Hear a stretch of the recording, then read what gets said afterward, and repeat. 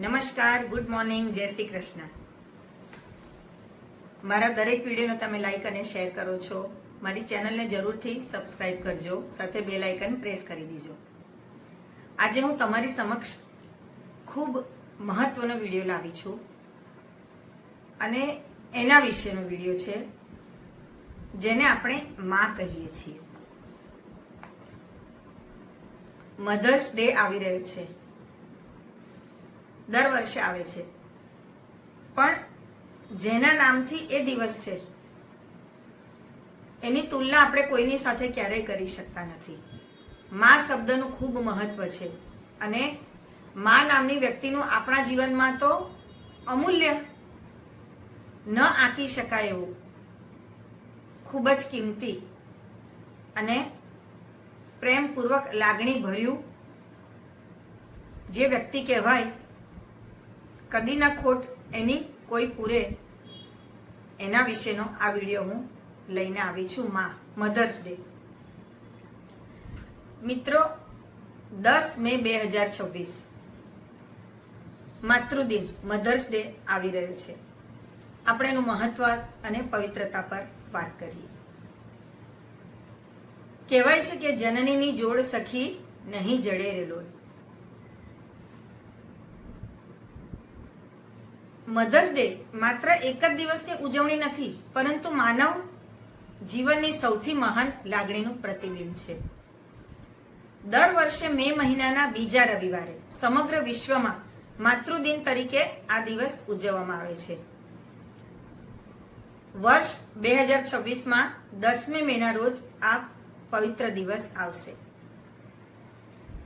આ દિવસ આપણા જીવનમાં માતાના અમૂલ્ય યોગદાનને યાદ કરવાનો અને એમના પ્રત્યે આભાર વ્યક્ત કરવાનો અવસર છે. ભગવાન દરેક જગ્યાએ નથી રહી શકતા, પરંતુ તેથી તેમણે માતાનું સર્જન કર્યું છે એવું કહેવાય છે.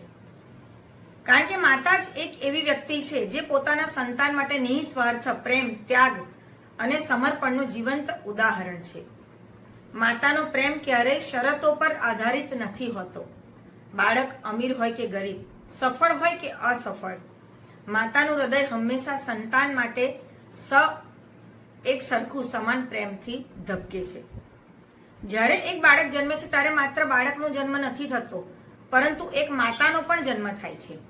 માતા 9 મહિના સુધી પોતાના ગર્ભમાં બાળકને રાખી અસંખ્ય પીડાઓ સહન કરે છે. ત્યારબાદ આખું જીવન પોતાના સંતાનોના સુખ માટે જીવતી રહે છે. બાળક રાત્રે રડે તો માતા ઊંઘ ત્યજી દે, બાળક બીમાર પડે તો પોતાનું દુઃખ ભૂલીને એની પાછળ લાગી જાય છે અને સંતાનોને સફળ બનાવવા માટે પોતાના અનેક સપનાઓનો ત્યાગ કરી પોતાની ઈચ્છાઓનું બલિદાન કરી દે છે. ભારતીય સંસ્કૃતિમાં માતાનું સ્થાન અત્યંત ઊંચું માનવામાં આવ્યું છે. આપણા શાસ્ત્રોમાં કહેવામાં આવ્યું છે માતૃદેવો ભવ, એટલે એક દેવ તરીકેની તુલનામાં માતાને ગણી છે. અર્થાત માતાને દેવતા સમાન માનો. માતા માત્ર જન્મ આપનાર નથી, પરંતુ જીવનના પ્રથમ ગુરુ પણ છે. 100 શિક્ષક બરાબર એક માતા, એમ કહેવાય છે.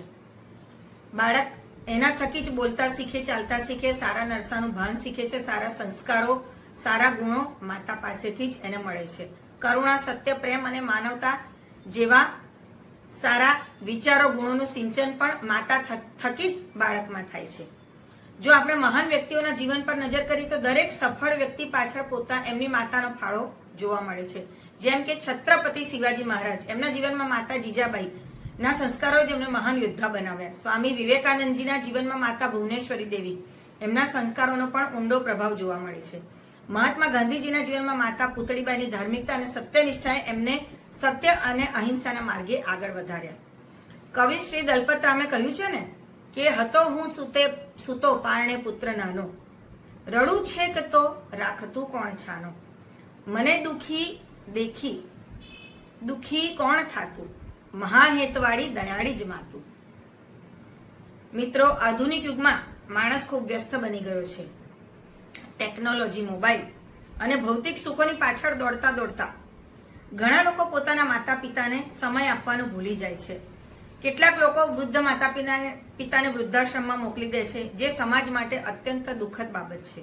યાદ રાખવું જોઈએ કે જ્યારે આપણે નાના હતા ત્યારે આપણા માતા પિતાએ અને માતાએ બધું સુખ જતું કરી દુઃખ વેઠીને આપણું લાલન પાલન કર્યું છે, આપણને સમય આપ્યો હતો. અને જ્યારે એમને આપણા પ્રેમ અને સહારાની જરૂર છે તો આપણે એમને એકલતા આપવી એ સૌથી મોટું પાપ છે. શું એ યોગ્ય છે? માતૃદિન ફક્ત કેક કાપવાનો કે ભેટ આપવાનો દિવસ નથી. આ દિવસનો સાચો અર્થ છે માતાને પ્રેમ, ત્યાગ, સમર્પણને સમજવો. માતાને સૌથી મોટી ભેટ શું હોઈ શકે? મોંઘી ભેટ નહીં, પરંતુ સંતાનોનો પ્રેમ, સન્માન અને સમય. જ્યારે સંતાન પ્રેમથી માતા સાથે 2 મિનિટ વાત કરે ત્યારે માતાને દુનિયાની સૌથી મોટી ખુશી મળે છે. માતા એ ઘરનું હૃદય છે. માતાના પ્રેમથી ઘર સ્વર્ગ સમાન બની જાય છે. માતાની પ્રાર્થનામાં અદ્ભુત શક્તિ હોય છે. માતા પોતાના સંતાનો માટે ભગવાન પાસે હંમેશા સુખ, સારું આરોગ્ય, સફળતાની પ્રાર્થના કરતી રહેતી હોય છે.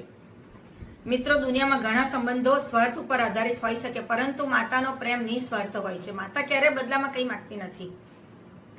તે માત્ર સંતાનોનું સુખ ઈચ્છે છે. તેથી જ કહેવાય છે ભગવાન પછી જો કોઈનું સ્થાન હોય તો એ માતાનું છે. આપણે ઘણીવાર જીવનમાં સફળતા મેળવ્યા પછી દુનિયાને યાદ રાખીએ છીએ, પરંતુ પોતાની માતાના સંઘર્ષને ભૂલી જઈએ છીએ. હકીકતમાં જો માતા ન હોત તો આપણું અસ્તિત્વ જ ન હોત. તેથી માતાનું સન્માન કરવું આપણું પ્રથમ કર્તવ્ય છે. માતૃદિન આપણને પણ શીખવે છે કે દરેક સ્ત્રીનું સન્માન કરવું જોઈએ, કારણ કે દરેક સ્ત્રીમાં માતૃત્વની ભાવના વસે છે. સમાજ ત્યારે જ પ્રગતિ કરી શકે છે જ્યારે મહિલાઓને માન, સન્માન અને સુરક્ષા મળે.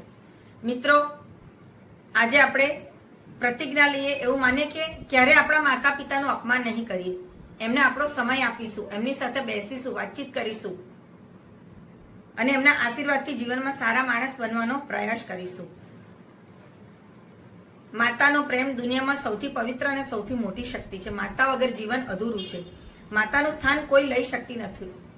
તો ચાલો આ માતૃદિન પર આપણે માત્ર ઉજવણી નહીં, પરંતુ દિલથી માતાનો આભાર માની અને જીવનભર એમની સેવા અને સન્માન કરવાનો સંકલ્પ લઈએ. કારણ કે માં એ માત્ર શબ્દ નથી, માં એ સમગ્ર જીવન છે, માં એ પ્રેમ છે, માં એ ભગવાનનો આશીર્વાદ છે. તો મિત્રો, તમે મારો આ વિડીયો ખૂબ શાંતિથી સાંભળ્યો હશે. આશા રાખું છું કે જરૂરથી લાઈક અને શેર કરશો. સાથે મારી ચેનલને સબસ્ક્રાઈબ કરજો અને માતૃદિન નિમિત્તે દરેક માતાને મારી ખૂબ ખૂબ શુભેચ્છાઓ અને દિલથી વંદન. જય